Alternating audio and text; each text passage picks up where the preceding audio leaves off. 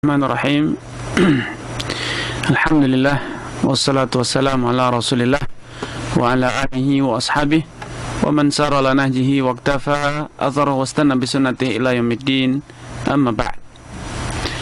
Ikhwatul iman, saudaraku seiman dan seaqidah, pendengar dimanapun Anda berada, alhamdulillah, puji dan syukur hanya pantas untuk kita aturkan kepada Allah Azza wa Jal atas nikmat, kemurahan dan karunia dari Allah Azza wa Jal.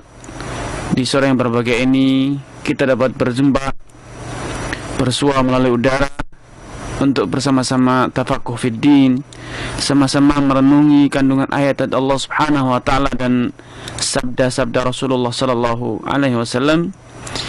Dan tidak luput pula salawat serta salam untuk senantiasa kita aturkan teruntuk panutan kita, junjungan kita, Nabi besar Nabi Muhammad sallallahu alaihi wasallam, kepada keluarga dan juga sahabat-sahabatnya yang dengan setia, dengan tulus dan ikhlas telah membuktikan kesungguhan niat, kebulatan tekad dan pengorbanan yang tanpa batas demi tegaknya agama Islam, demi terwujudnya kejayaan bagi agama yang kita cintai ini.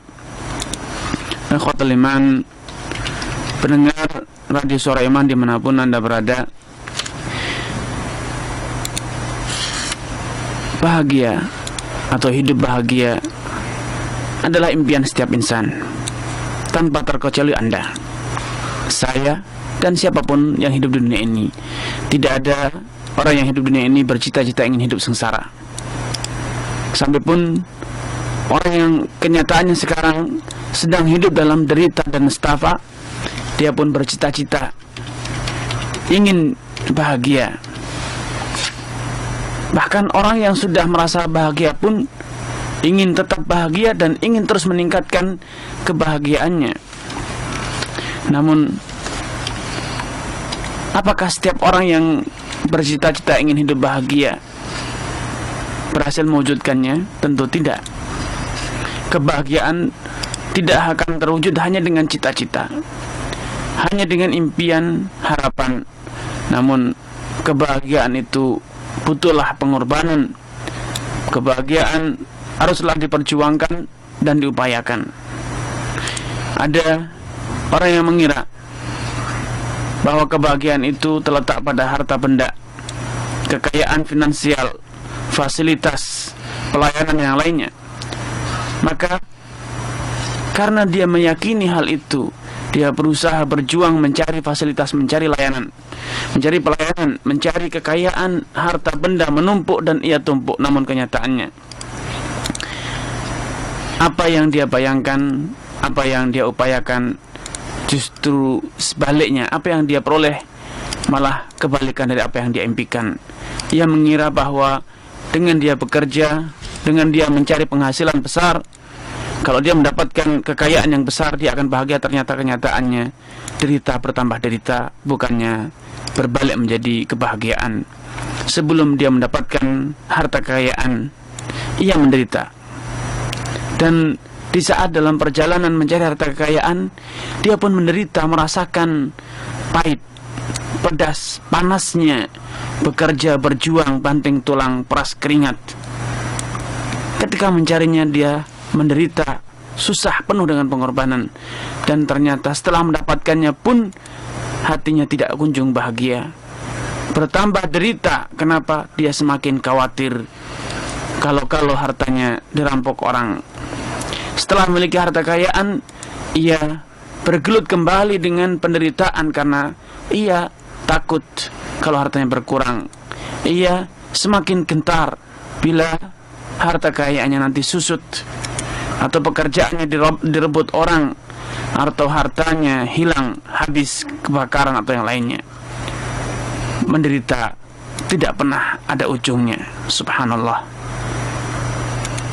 Ada lagi yang menduga bahwa kebahagiaan akan terwujud bila memiliki popularitas, nama yang harum, dielok-elokkan, disanjung di sana dan sini, memiliki jabatan yang tinggi. Karenanya ia rela berkorban, dengan apapun yang dia miliki, harta, kekayaannya dia korbankan setelah dia merasakan bahwa kekayaannya tidak menjadikan dia bahagia. Betul, ia memiliki fasilitas, ia merasakan layanan, namun ternyata hatinya tetap haus, tetap dahaga. Rasa dahaga di hatinya akan kebahagiaan tidak terobati. Karenanya ia korbankan kembali hartanya demi mendapatkan jabatan, popularitas, sanjungan, dan kekaguman orang lain. Namun ternyata setelah dia mendapatkannya, ia mendapatkan jabatan, mendapatkan popularitas, menjadi pusat perhatian orang, ternyata kebahagiaan kian semakin menjauh, kian menjauh darinya. Kebahagiaan tidak kunjung datang, bagaikan fata morgana, semakin dikejar semakin menjauh.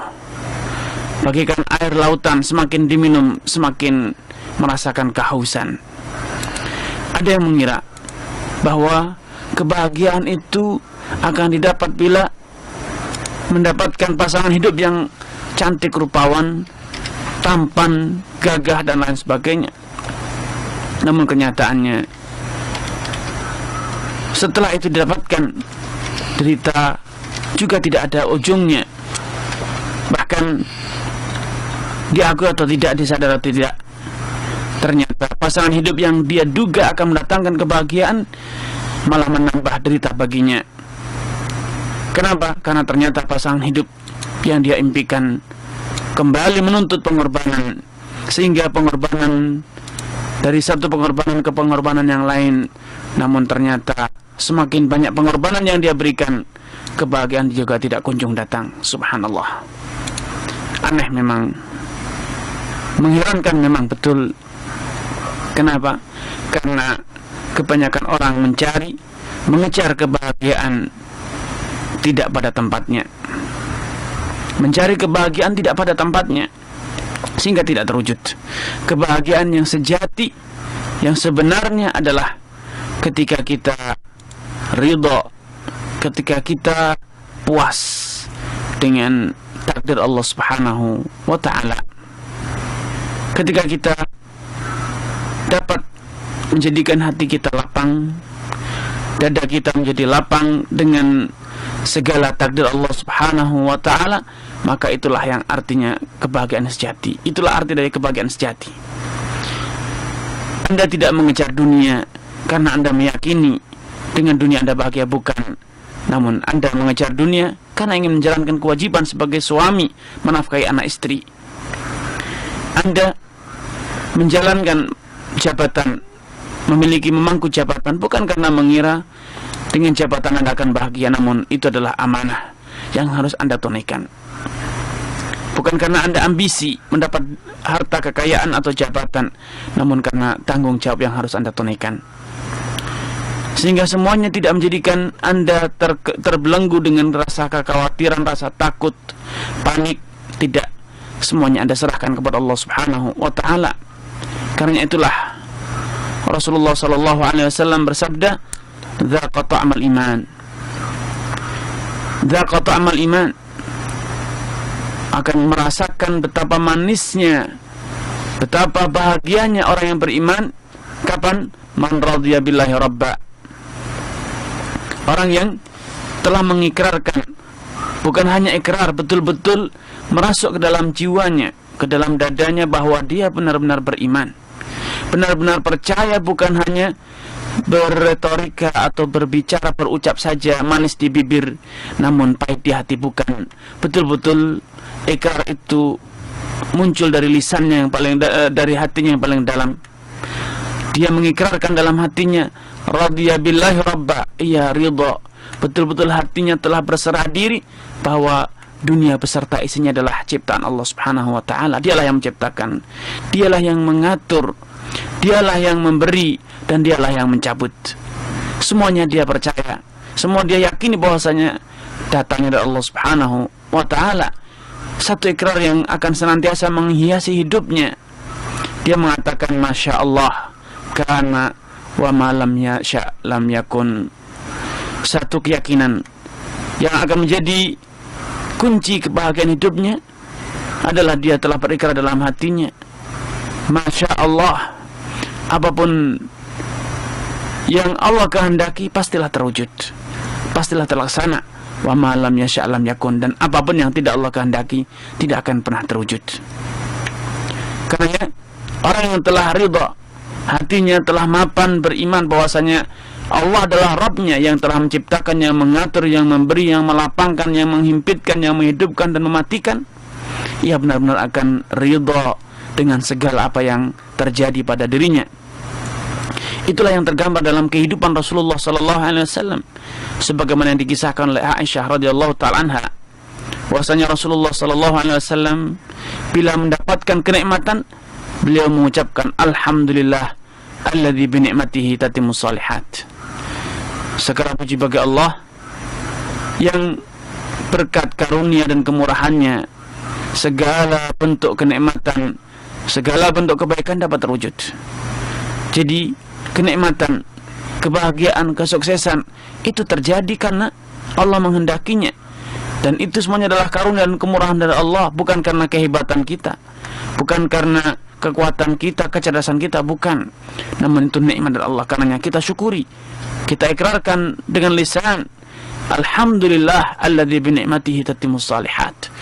Sehingga selain fisik kita merasakan nikmatnya kenikmatan Allah, hati kita akan merasakan kebahagiaan. Karena apa? Karena dekatnya hati kita dengan Allah Subhanahu wa taala, mengikrarkan alhamdulillah, segala puji hanya milik Allah, tiada yang pantas untuk disanjung, dipuja selain Allah Subhanahu wa taala, dan berkat kemurahan Allah lah kenikmatan ini dapat terwujud. Dan sebaliknya, kalau ditimpa kegagalan, ditimpa musibah, tidak berkeluh kesah. Bahkan sebaliknya, walau secara kasat mata menderita, walau secara lahir gagal, secara lahir menderita, dan barangkali dikatakan oleh orang sengsara. Kenapa? Dihimpit oleh kemiskinan, gagal dalam berwirausaha, bermasalah dengan pekerjaan dan yang lain sebagainya.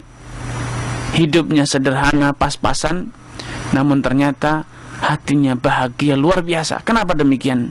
Karena dia percaya bahwa apa yang sedang dia alami itu adalah kodrat ilahi, dan Allah tidak mungkin akan menyengsarakan dirinya. Tidak mungkin Allah Subhanahu wa taala menzalimi dirinya. Wa mallahu bidzallami lil abid. Tidaklah Allah Subhanahu wa taala pernah menzalimi sedikit pun hambanya. Karena dia percaya bahwasanya apa yang terjadi itu adalah cobaan, dan itulah yang terbaik.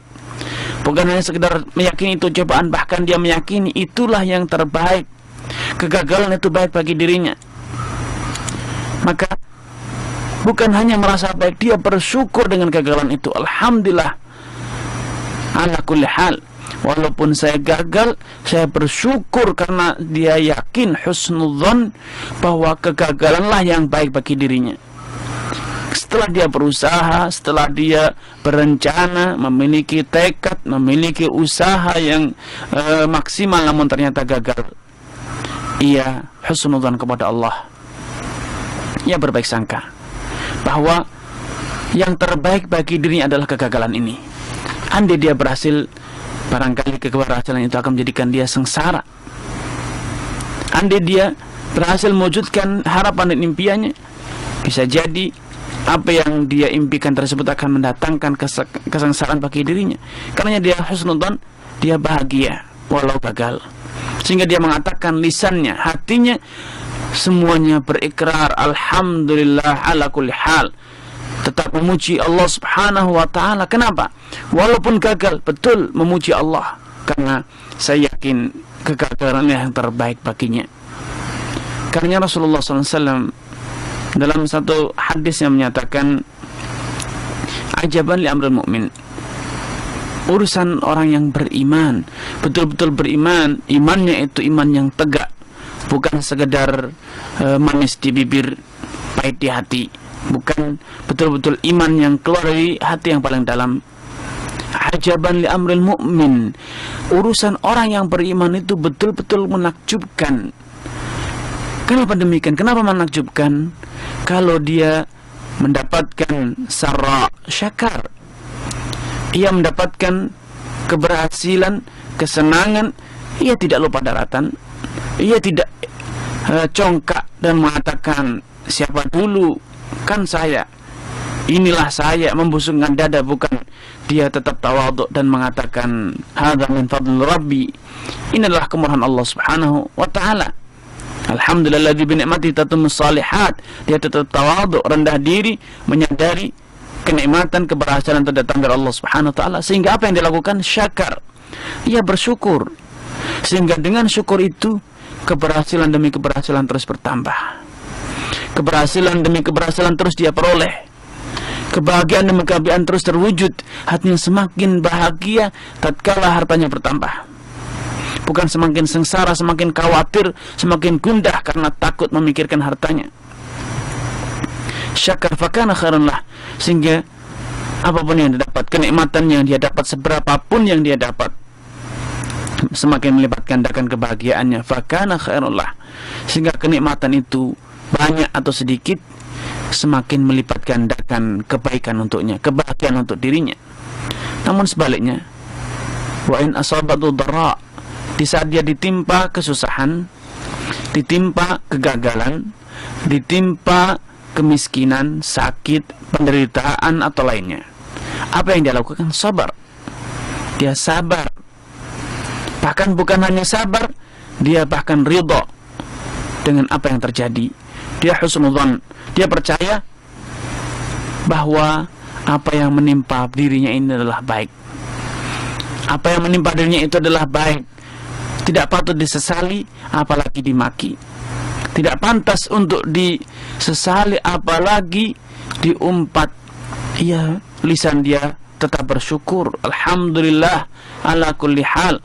Apapun yang terjadi, apapun yang menimpa saya, maka ini terbaik karena saya harus bersyukur kepada Allah.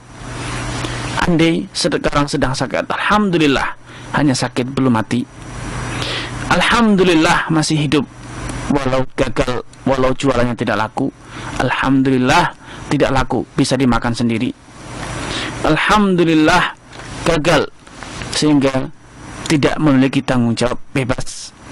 Gagal diterima jadi PNS misalnya, tidak menyesali, bahkan bersyukur. Alhamdulillah tidak mengemban amanat. Berat mengemban amanat itu, dan percaya bahwa pasti ada solusi, ada gantinya yang lebih baik dibanding jadi PNS misalnya. Alhamdulillah tidak laku. Kalau laku bisa jadi lupa daratan. Sehingga betul-betul bersyukur. Alhamdulillah ala kulli hal, apapun yang terjadi pasti ini yang terbaik karena harus saya syukuri. Fakana khairun lah. Dengan sikap semacam ini, walau gagal mendera, walau penyakit datang, walau musibah melanda, namun semua yang terjadi tidak menjadikannya sengsara.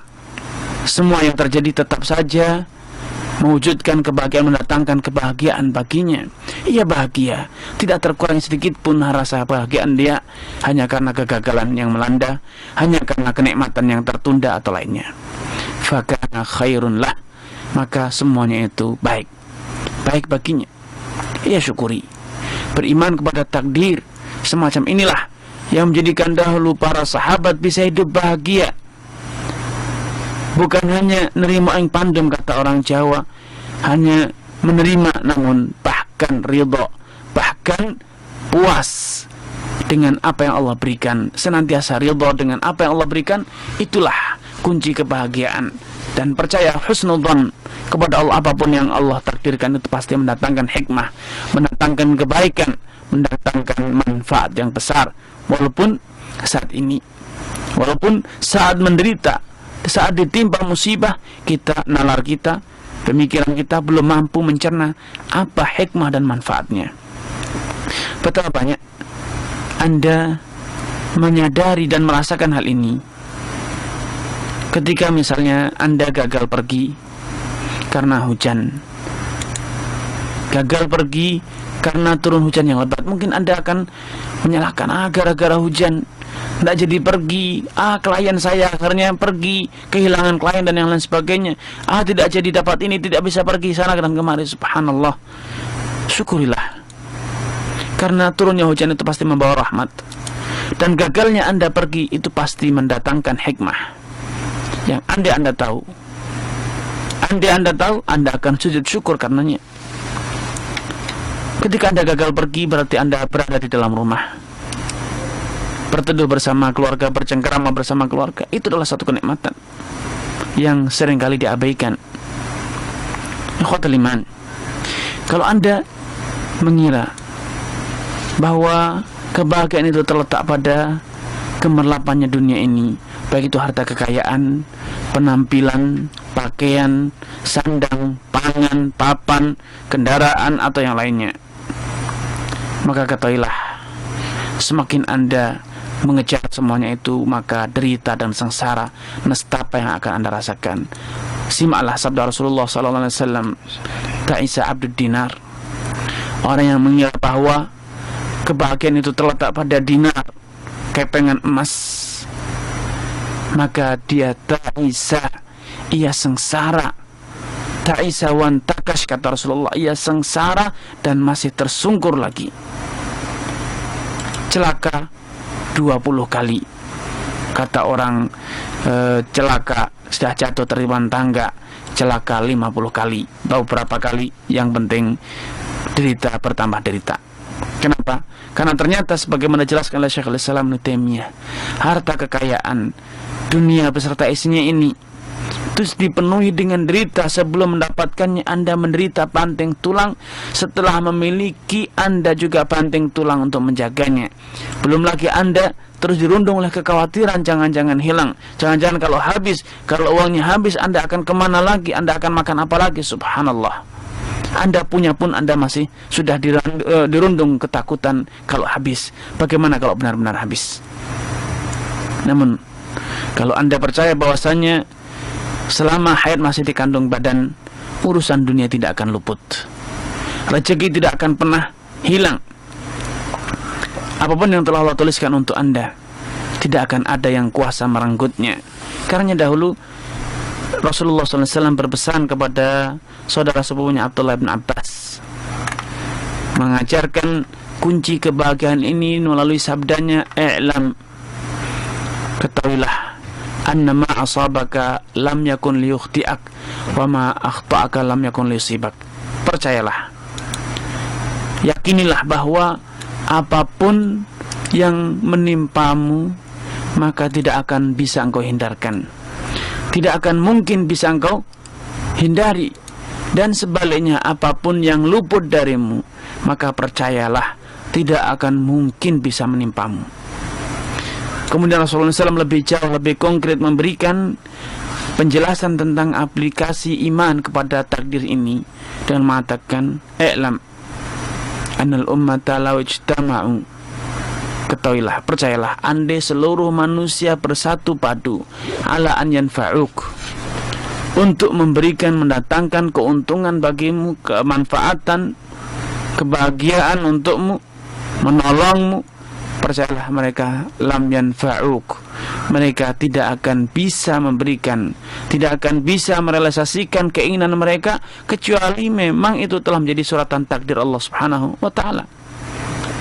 Sebaliknya demikian, andai semua bersatu padu, jin dan manusia, seluruh umat manusia, seluruh umat jin bersatu padu ingin mencelakakan dirimu, percayalah mereka tidak akan kuasa melakukannya.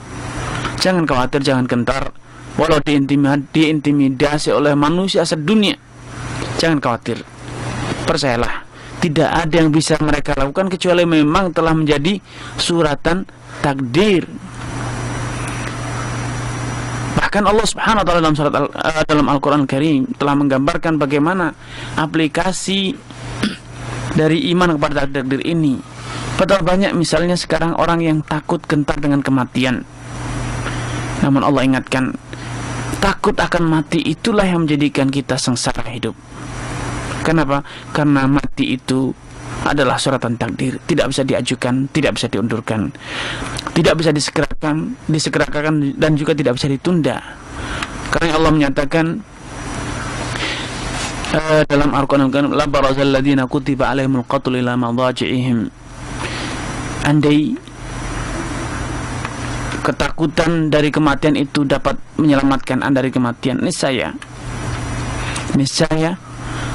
orang-orang yang mati itu, kata Allah Subhanahu wa ta'ala, memang sudah Allah takdirkan mati, walaupun di atas kasurnya pun akan mati. Sehingga dimanapun Anda berada, kemanapun Anda pergi, Anda tidak akan bisa menghindari takdir Allah Subhanahu wa Ta'ala. Sehingga buat apa Anda takuti? Buat apa Anda gentar? Buat apa Anda menjadi gundah dengan urusan takdir? Masya Allah kana wa malam ya sya'lam yakun. Apapun yang Allah kehendaki pasti terjadi, dan apapun yang tidak Allah kehendaki maka tidak akan pernah terjadi. Karena yang satu pantangan bagi seorang muslim untuk mengatakan andai. Ini adalah ucapan bodoh, pandir, bila Anda ucapkan untuk menata masa lalu dan mengatakan andai kemarin saya tidak kesini, andai 10 tahun yang lalu saya berbuat demikian dan demikian. Ini adalah sikap pandir. Betapa tidak ingin menata masa lalu, ingin mengulang masa lalu. Inilah sikap bodoh. Masa lalu telah berlalu, tidak akan pernah kembali. Hari kemarin telah digulung oleh lembaran sejarah hidup Anda, tidak akan pernah terulang.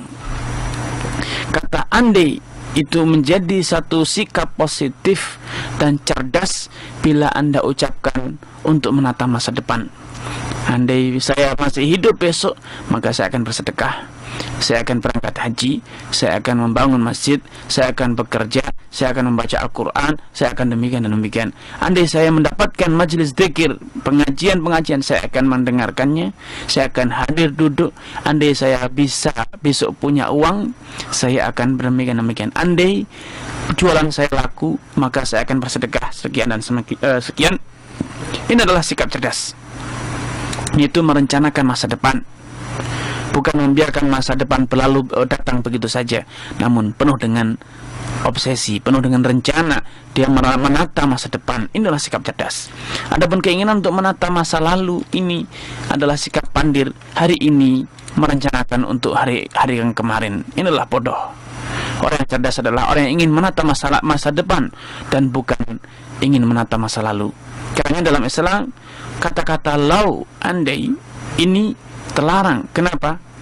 Andai bila diucapkan untuk masa lalu, ini menggambarkan akan sikap pandir, sikap bodoh, sikap dungu, karena ingin merubah sesuatu yang tidak mungkin bisa dirubah. Akan tetapi untuk mengatakan besok, kalau saya masih hidup di pagi hari, saya akan sholat subuh tepat waktunya, saya akan membaca Al-Quran, setelah jam 7 saya akan berangkat kantor, di kantor saya akan mengerjakan pekerjaan hingga selesai tuntas, selanjutnya saya akan pergi ke sana dan kemari. Ini adalah sikap yang cerdas, merencanakan masa depan, merencanakan hari esok.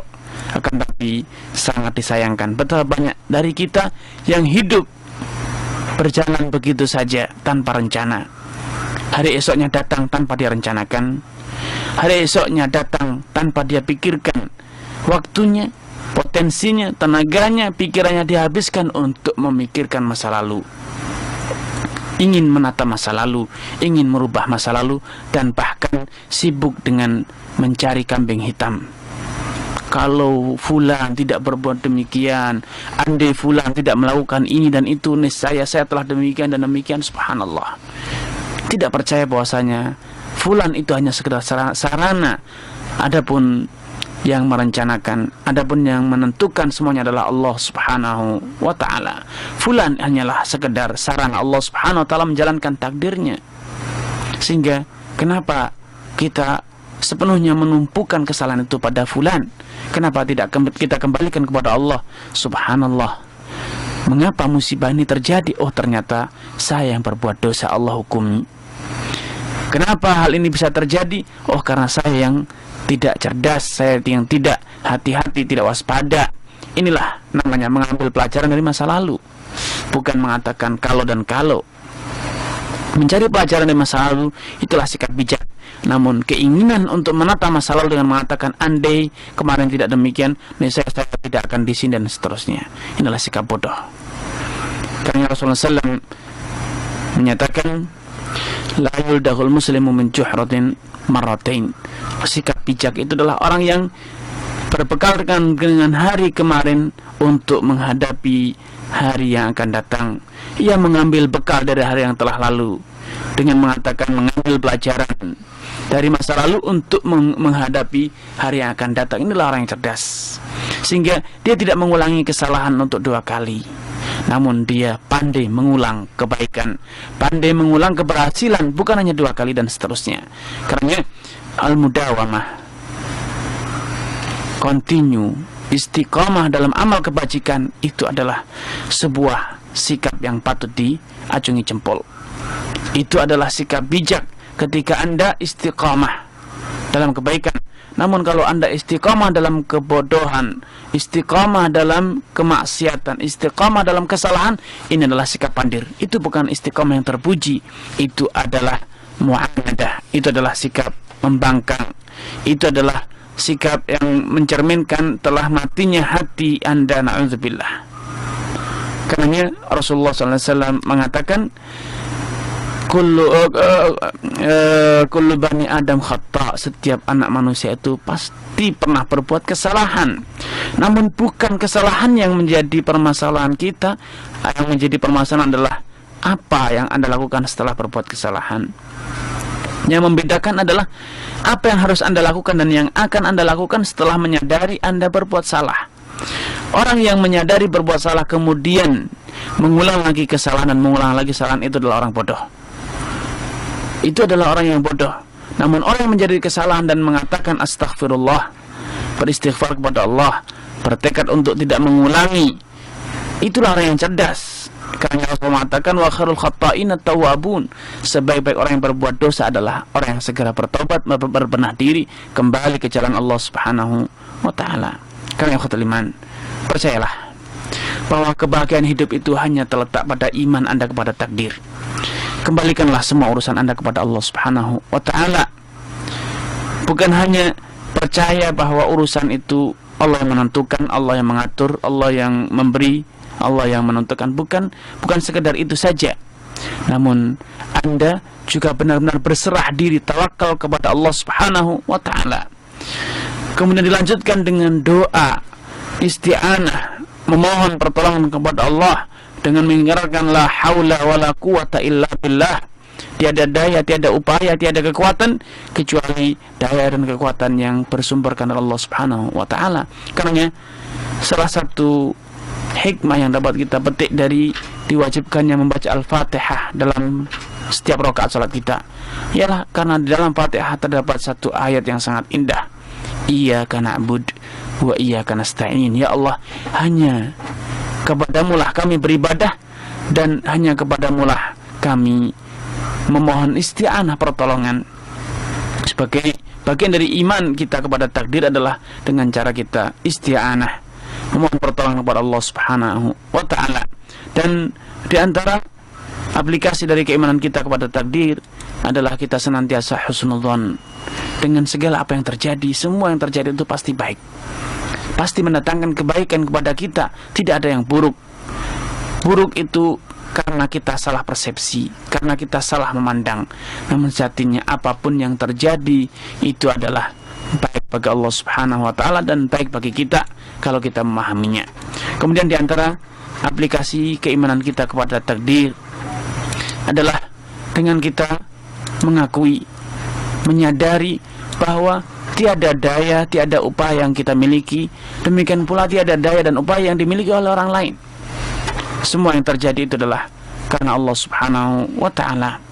Semakin kita merendahkan diri kepada Allah Subhanahu wa ta'ala di hadapan Allah, semakin kita menyadari kelemahan kita, semakin kita mengakui tentang ketidakberdayaan diri kita di hadapan Allah Subhanahu wa ta'ala, maka kebahagiaan akan semakin terasa dalam diri kita ini.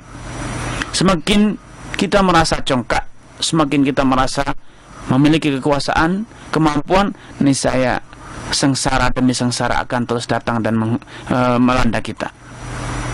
Karenanya tawadhu, rendah diri di hadapan Allah Subhanahu wa ta'ala dengan mengatakan hadza min fadli rabbi liyabluwani aashkuru am akfur.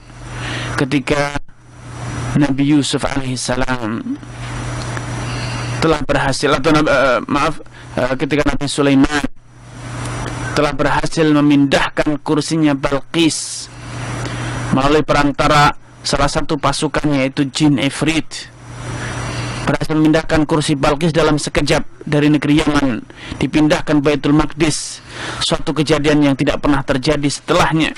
Kekuatan secepat itu, ekspedisi secepat itu dari Yaman ke Palestina dalam sekejap mata. Subhanallah.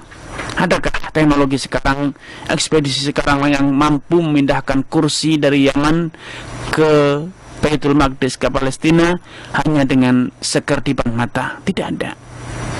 Ketika Nabi Sulaiman menyaksikan kursi Bilqis betul-betul telah ada di depan matanya, ketika beliau mengerdipkan mata, tiba-tiba telah ada kursi Bilqis. Dia mengatakan, hadza min fadli rabbi liyabluwani aashkuru am akfur. Keberhasilan ini adalah nikmat dari Allah, ini adalah ujian dari Allah, aku diuji apakah aku bisa mensyukurinya atau bahkan sebaliknya mengkufurinya. Memahami keberhasilan nikmat adalah ujian Allah Subhanahu wa taala, itu adalah bagian dari keimanan kita terhadap takdir, dan bila itu benar-benar telah kita miliki, maka kebahagiaan itu betul-betul akan terwujud. Kebahagiaan itu terwujud. Kenapa? Ketika kita mensyukuri, maka akan bahagia. Ketika kita tabah, sabar karena nikmatnya ternyata dicabut kembali Allah Subhanahu wa taala, maka kita pun akan tetap bahagia. Bahkan ketika kita menyadari bahwa hidup kita, mati kita adalah nikmat dari Allah, semuanya itulah karunia Allah, masih berlangsungnya hidup kita sampai saat ini adalah nikmat dari Allah, itu adalah kunci bahagia yang luar biasa. Ketika kita benar-benar menyadari seperti yang Allah ikrarkan, inna sholati, kul inna sholati wa nusuki wa mahyaya wa mamati lillahi rabbil alamin. Katakan bahwasanya hidupku, inna sholati wa nusuki wa mahyaya wa mati, salatku, sembelihanku, hidupku, matiku, itu betul-betul aku peruntukkan untuk Allah Subhanahu wa taala. Semuanya itu adalah dari Allah Subhanahu wa taala. Maka itu adalah kunci lain dari kebahagiaan, yang semuanya itu sejatinya adalah aplikasi dari iman kita kepada takdir. Karena Rasulullah menyatakan, dzaqa ta'mal iman, akan merasakan betapa manisnya iman, betapa damai dan kebahagiaannya orang yang beriman. Kapan? Ketika kita betul-betul ridha Allah itu sebagai Rabb kita, yang menciptakan kita, mengatur kita, memberi rezeki kita, mengurus urusan kita semuanya. Ini adalah salah satu kunci dari kebahagiaan hidup, dan itulah kunci kebahagiaan yang terbesar dalam hidup kita, yaitu betul-betul mengembalikan semua urusan kita kepada Allah Subhanahu wa taala. Iman kepada takdir, iman kepada takdir yang aplikatif, betul-betul kita terapkan, betul-betul kita aplikasikan dalam hidup kita.